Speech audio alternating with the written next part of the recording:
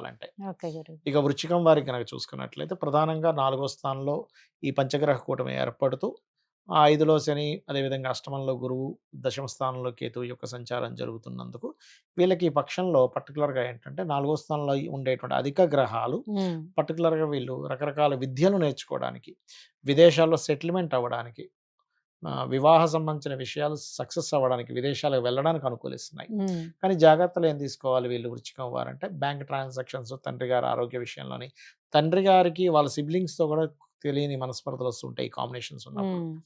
కాకపోతే ఏంటంటే పంచమ స్థానంలో శని ఉన్నందుకు కొన్ని కొన్ని నిర్ణయాలు తీసుకునేటప్పుడు కొంచెం మరీ ఎక్కువ ఆలస్యం చేసినా ఇబ్బంది ఉంటుంది. మరీ త్వరగా తీసుకున్న ఇబ్బంది ఉంటుంది. శని హ్మ్. కర్మకారకుడు పంచమ స్థానంలో ఉన్నాడు కాబట్టి.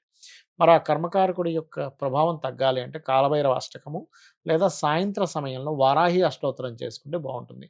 So, okay. ఇక్కడంతా కూడా నిర్ణయాలు సరైన సమయంలో తీసుకోకపోవడం వల్ల కలిగేటువంటి ఫలితాలు చూస్తారు వీళ్ళెక్కువగా. హ్మ్. కాబట్టి ఈ యొక్క విషయంలో ఉదయం నిద్ర లేచిన వెంటనే చేయడము, లేదా హోమాలకి అటెండ్ అవ్వడము, త్రాటక విద్య లాంటివి చేయడం. అంటే ఒకే దీపాన్ని తదేకంగా చూస్తూ ఉంటారు. వీటి వల్ల గూడా వీళ్ళ యొక్క క్యాపబుల్స్ బాగా పెరుగుతాయి. ఓహ్!